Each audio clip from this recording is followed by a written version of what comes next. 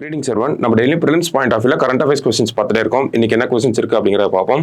First question, before how long should the election campaign be completed அப்படின்னு சொல்லி கேட்டிருக்காங்க. So அதுக்கு 4 ஆப்ஷன்ஸும் கொடுத்துருக்காங்க. ஓகேவா? ஸோ தமிழ்லையும் பார்ப்போம் இந்த கேள்வியை. தேர்தல் பிரச்சாரம் எவ்வளவு நேரத்திற்கு முன்பு நிறைவடைய வேண்டும் அப்படின்னு சொல்லி கேட்டிருக்காங்க. ஓகேவா? ஸோ நமக்கு ஒரு தேர்தல் நடக்குது அப்படின்னா ஒரு சில மணி நேரங்களுக்கு முன்னாடியே அந்த தேர்தல் பிரச்சாரம் அப்படிங்கிறது முடிஞ்சு போயிடும். சரிங்களா? ஸோ அது எவ்வளவு மணி நேரம் அப்படிங்கிறத கேட்டிருக்காங்க. சோ ஆப்ஷன்ஸ் எடுத்து பார்க்கறப்ப தேர்தல் வாக்குப்பதிவு முடிவடையும் நேரத்திலிருந்து 48 மணி நேரத்திற்கு முன் அப்படின்னு சொல்லி சொல்லியிருக்காங்க. ஓகேங்களா?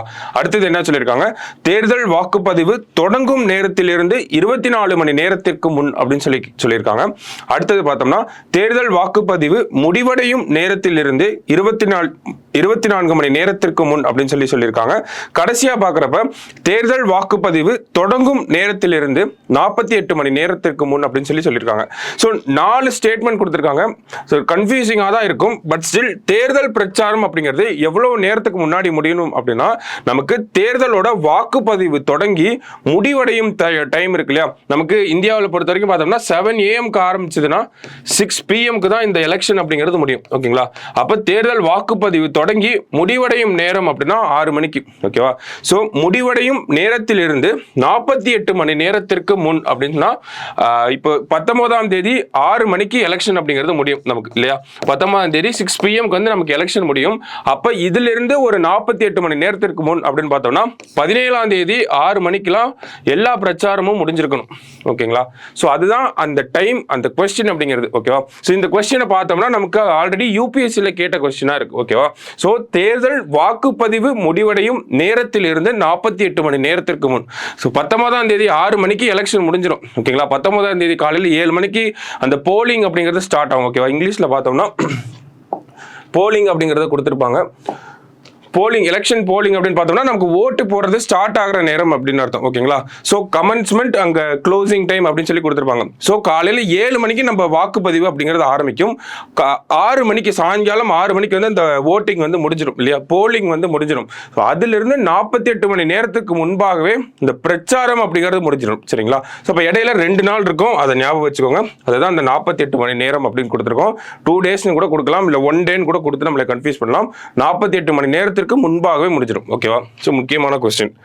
அடுத்தது, The 33rd Olympic Games will be held in Paris. On which river is Paris situated அப்படின்னு கேட்டிருக்காங்க. 33வது ஒலிம்பிக் போட்டி பாரிஸில் நடைபெற உள்ளது. பாரிஸ் எந்த நதியின் மீது அமைந்துள்ளது அப்படின்னு கேட்டிருக்காங்க. ஸோ பாரிஸ் சிட்டி சென்ட்ரல்ல போகக்கூடிய நதி என்ன அப்படின்னு பார்த்தோம்னா செயின் அப்படின்னு சொல்லக்கூடிய இந்த நதி தான் போகுது. ஓகேங்களா? ஸோ மற்றதெல்லாம் பார்த்தோம்னா ஜெர்மனியில், தேம்ஸ் அப்படிங்கிறது நமக்கு லண்டன்ல, ரைன் அப்படிங்கிறது ஜெர்மனியில். ஸோ ஒவ்வொரு ஊரில் இருக்கக்கூடிய நதிகள். செயின் அப்படிங்கிற நதி மட்டும்தான், செயின் அல்லது தமிழ்ல சென் அப்படின்னு சொல்லுவாங்க. ஸோ இந்த நதி தான் வந்து நமக்கு பாரிஸ் நகரத்தில் போகக்கூடியது. So Paris Olympics 33rd Olympic கேம்ஸ்ல வந்து இந்த நதியே இப்போ ஸ்பாட்லைட்டுக்கு வந்திருக்கு அப்படின்னு பார்த்தோம்னா ஒலிம்பிக்கோட ஓப்பனிங் செரிமோனி அப்படிங்கிறது நமக்கு இது வரைக்கும் பார்த்தோம்னா கிரவுண்ட்ல தான் நடந்திருக்கும். ஸோ இந்த ஒரு ஒலிம்பிக்கோட ஓப்பனிங் செரிமோனி அப்படிங்கிறத இந்த செயின் நதிக்கரையில் வச்சு, ஓகேங்களா, அந்த நதியில படகுகளை போக வச்சு அதன் மூலியமா ஓப்பனிங் செரிமோனி பண்ணலாம்ன்ற ஒரு பிளானிங் போயிட்டு இருக்கு. ஸோ அந்த ஒரு பேசிஸ்ல தான் இந்த கொஸ்டின் வந்திருக்கு. சரிங்களா? அடுத்தது, Srinagar is situated on the banks of which river அப்படின்னு கேட்டிருக்காங்க. ஸ்ரீநகர் எந்த ஆற்றின் கரையில் அமைந்துள்ளது அப்படின்னு கேட்டிருக்காங்க. ஸோ எந்த ஆற்றின் கரை அப்படின்னு பார்த்தோம்னா நமக்கு so banks of river Jhelum அப்படின்னு சொல்லுவாங்க. ஓகேவா? ஸோ சமீபத்தில் இந்த நேற்று பார்த்தோம்னா நியூஸ் பேப்பர்ல வந்திருக்கும், ஜீலம் நதியில வந்து ஒரு படகு விபத்து ஏற்பட்டிருக்கு. ஸோ அந்த ஒரு பின்னணியில தான் இந்த ஒரு கொஸ்டின் வந்திருக்கு. சரிங்களா? ஸோ அடுத்த question, Who designed the torch for the Paris Olympics அப்படின்னு சொல்லி கேட்டிருக்காங்க. ஓகேங்களா? பாரிஸ் ஒலிம்பிக்கிற்கான பிரத்யேக டார்ச்சினை வடிவமைத்தவர் யார் அப்படின்னு சொல்லி கேட்டிருக்காங்க. ஸோ யார் வடிவமைச்சிருக்காங்க அப்படின்னு பார்த்தோம்னா டைரக்ட் கொஸ்டின் தான். மேத்யூ லெஹானர் அப்படின்னு சொல்லக்கூடிய இவர் தான் வந்து இந்த பாரிஸ் ஒலிம்பிக்கான டார்ச் அப்படிங்கிறத வடிவமைச்சிருக்காரு. சரிங்களா? So last question, Where is the model polling station set up under the sea in Tamil Nadu அப்படின்னு கேட்டிருக்காங்க. தமிழ்நாட்டில் கடலுக்கடியில் மாதிரி வாக்குப்பதிவு மையம் எங்கு அமைக்கப்பட்டது அப்படின்னு சொல்லி கேட்டிருக்காங்க. ஸோ எங்க அப்படின்னு பார்த்தோம்னா நமக்கு கோட்டக்குப்பம் அப்படின்னு சொல்லக்கூடிய இந்த பகுதியில் தான், விழுப்புரம் மாவட்டத்தில் இருக்கக்கூடிய கோட்டக்குப்பம் அப்படிங்கிற பகுதியில் மாவட்ட நிர்வாகம் சார்பில் இந்த ஒரு விஷயத்தை பண்ணியிருக்காங்க.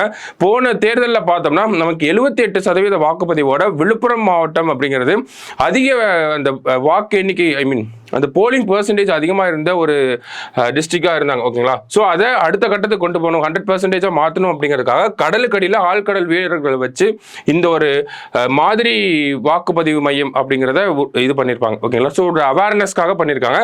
ஸோ எங்கே அப்படின்னு பார்த்தோம்னா கோட்டக்குப்பம் அப்படிங்கிறத சரியான பதில். எந்த மாவட்டம் பார்த்தோம்னா விழுப்புரம் மாவட்டம். சரிங்களா? ஸோ இன்னைக்கு ப்ரிலிம்ஸ் பாயிண்ட் ஆஃப் வியூல ஒரு 5 கொஸ்டின் பார்த்துருக்கோம். நாளைக்கு இன்னொரு 5 கொஸ்டின்ல மீட் பண்ணலாம். தேங்க்யூ.